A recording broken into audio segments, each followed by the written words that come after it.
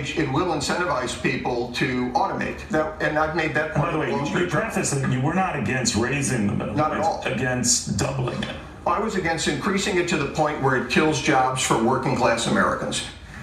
Don't say he didn't warn you. President Trump's former labor secretary nominee, Andy Puzder, saying the higher mandated wages hikes go, the more employers will turn to robots. And it looks like he might be right.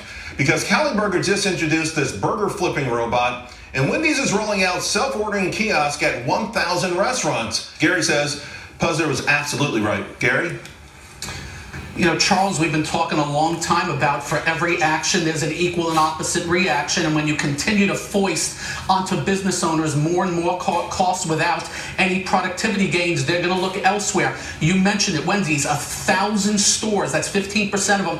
Other people going to follow. Next up is the robots with the burgers. That's the last thing you want to see, but they have no choice. Mom and pop have said enough, and moving forward, it's the shape of things to come, unfortunately.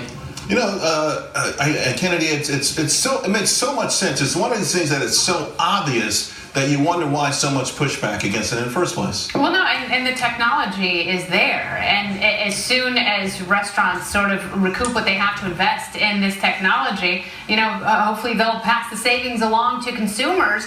But when the necessity is there, what is necessity the mother of invention? Exactly right, Charlie. So they see that they're going to be forced, they're going to be forced to pay people twice the market value in some cases. Right. And so what would you rather do? To prove your point, Puzder said that the average restaurant makes $6,300 per employee as a profit. $15 hike to minimum wage would completely wipe that out. No profit incentive, no restaurants, Charlie. The CBO is coming out with a report on Monday. I couldn't help myself. But in any event, you know, listen, we have to expect like these sort of fast food restaurants to automate. That's, you know, it's kind of like cookie cutter stuff. What really scares me about this is like raising minimum wages, how it affects sort of mom and pop restaurants, which, you know, people go there for a degree of, you know, personal interaction and better food, and those restaurants are being crushed by the minimum wage. Yeah, and that's where you really do have a problem. But that's where you really do have a problem with employment. Every study shows that when you raise the minimum wage, particularly to the levels, insane levels of Seattle, was it $15 an hour? That causes. How does a guy starting a pizzeria pay everybody $15 an hour plus, you know, health insurance? So then, Ben. 3 states, New York, Colorado, California, already showing them receipts with the surcharge. And people are shocked when they see, heck, so you've raised minimum wage and I'm actually paying for it. To Charlie's point, it's tough for a big business, let alone small business, to deal with that.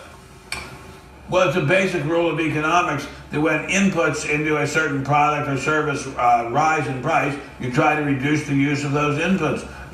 Labor is the main input in restaurants, and so they will try to reduce the use of the cost of those inputs. I mean, this should have been readily foreseeable, but the quandary is, what do people do? What do low-wage people do? I mean, it's no joke to not be rich.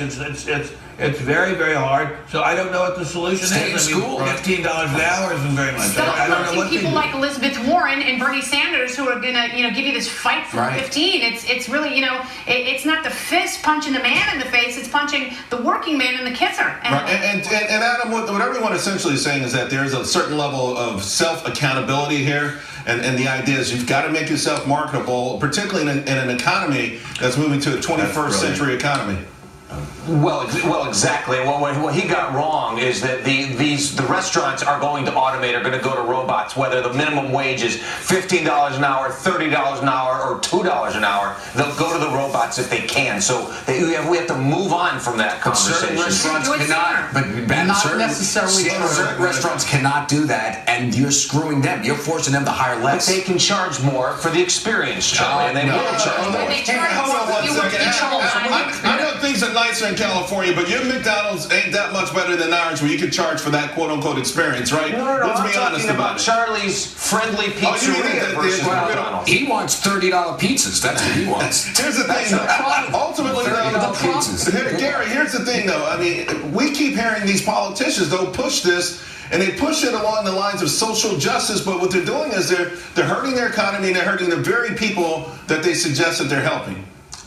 And here is the problem. Most of these politicians have never run one of these businesses, yet they're dictating to the people who are running the business, who are using their own risk capital, time, sweat, and toil, while the politicians have lived off the public dole, and that's how we've gotten to this point.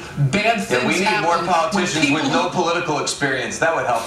Well, Bad things happen when people if you saw don't that jobs dictate to report, people if you saw that jobs report on Friday, Adam, it's not a bad start. All right, guys, let's leave it there. Eight By the long way, years. did you see this? It's a new video informing.